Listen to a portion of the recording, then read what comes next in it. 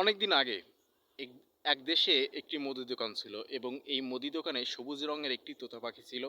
এই তোতা পাখিটি ছিল দোকানির পরম সঙ্গী এবং পরম বন্ধু। এই তোতা পাখিটি অনর্গল কথা বলতে পারত এবং মিষ্টি সুরে গান গাইতে পারত। এর কারণে ওই দোকানে বিভিন্ন ক্রেতার যারা যাইতো দোকানের পাশ দিয়ে, তারা বিভিন্ন সময় এই তোতা পাখিটির মধুর ভাষা শুনে দোকানের বিভিন্ন জিনিসপত্র কেনার আগ্রহী ছিল। সেক্ষেত্রে বলা যায় এই তোতা পাখিটি ছিল দোকানির পরম বন্ধু এবং আহ, দোকানে যেসব বেচাকেনা হতো তার অনেকটাই নির্ভর করতো এই তোতা পাখির উপর। তো কোনো একদিন এই তোতা পাখিটিকে দোকানে রেখে দোকানিটি দুপুরের খাবার খাওয়ার জন্য বাসায় চলে গেল। এমন এক সময় ওই ঘরের মধ্যে একটি বিড়াল প্রবেশ করলো। বিড়ালটি মূলত ইঁদুর তাড়া করছিল। এই বেড়ালকে দেখে তোতা পাখিটি খুব ভয় পেয়ে গেল এবং সে তার ডানা ঝাপটিয়ে ঘরের এই প্রান্ত থেকে ও প্রান্তে চলার চেষ্টা করতেছিল এবং তাকে থাকা কিছু তেলের শিশির বোতল তার ডানার ঝাপটায় মেঝেতে পড়ে যায় এবং মেঝেটি তৈলাক্ত হয়ে যায়।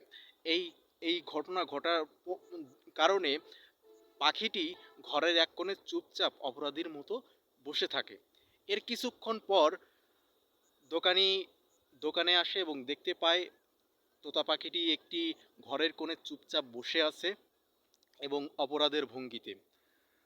তিনি দেখতে পান মেঝে তেলে তৈলাক্ত হয়ে গিয়েছে। দোকানি খুব রেগে যায় এবং সেই রাগার কারণে একটি লাঠি দিয়ে তোতা পাখির মাথায় আঘাত করে এবং তোতা পাখি খুব ব্যথা পায় এবং কষ্ট পায়, কিন্তু সে তার প্রতিবাদের ভাষা প্রকাশ করে না। সে এক কোণে চুপচাপ হয়ে বসে যায় এবং সেখানে তার নখ দিয়ে মাথার যে লোম সেগুলো ছিঁড়তে থাকে। এই ঘটনা ঘটার কিছুদিনের মধ্যেই দোকানির বেচাকেনা বন্ধ হয়ে যায় এবং সে তার জিনিসপত্র বিক্রি করতে পারতেছিল না। তো তিনি এই এই কারণে পাখিটির সামনে এক সময় বলে ওঠে যে কেন আমি আমার এই হাত দিয়ে তোকে আঘাত করলাম, আমি যদি এই হাতটা ভেঙে ফেলতে পারতাম। এই বলে সে কান্না করছিল। তো 3 দিন পরে তোতা পাখিটি তার 3 দিন পর তোতা পাখিটি তার নীরবতা ভাঙে এবং এর কারণ হচ্ছে ওই দোকানের পাশ দিয়ে এক টাকওয়ালা যাচ্ছিল, যার মাথায় কোনো চুল ছিল না। সেই টাকওয়ালা চুল নেই এমন ব্যক্তিকে দেখে পাখিটি বলে ওঠে যে আপনিও কি এই আমার মতন একই শাস্তি ভোগ করছেন?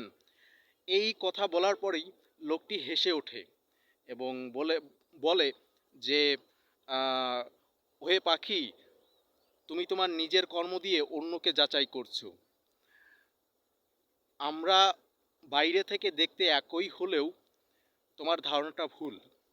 তো এটার পরেই দোকানির ভাগ্যের চাকা ঘুরতে থাকে এবং ক্রমান্বয়ে তার দোকানের বিক্রি বেড়ে যায়। কারণ পাখিটি ধীরে ধীরে কথা বলা শুরু করে এবং তার দোকানে প্রতিনিয়ত ক্রেতা যারা আছে, দোকানের পাশ দিয়ে যারা যায় তারা ভিড় জমাতে থাকে। তো এই গল্পটা থেকে একটি বিষয় শেখার আছে। আমরা যখন কোনো কাজ করি, এই কাজকে অন্যের সাথে তুলনা করি, অনেক সময় আমাদের নিজেদেরকেও অন্যের সাথে তুলনা করি। এর ফলে দেখা যায় যে আমরা গুলিয়ে ফেলি ব্যাপারটা, ভাবি যে আমি যে কাজটা করতেছি সেই কাজগুলো হয়তো ওই অপর ব্যক্তিও সেম কাজটা করতেছে। কিন্তু আসলে এরকমটা নয়। প্রত্যেকের জীবনের ঘটনাগুলো সম্পূর্ণ ভিন্ন হয় এবং এই ভিন্নতার কারণেই প্রতিটি ইউনিক কাজ অন্যরকম হয়। কেউ কাউকে অনুকরণ করার চেষ্টা করে না, কিন্তু বাইরে থেকে সবাই দেখতে একরকম। ধন্যবাদ সবাইকে, ভালো থাকবেন।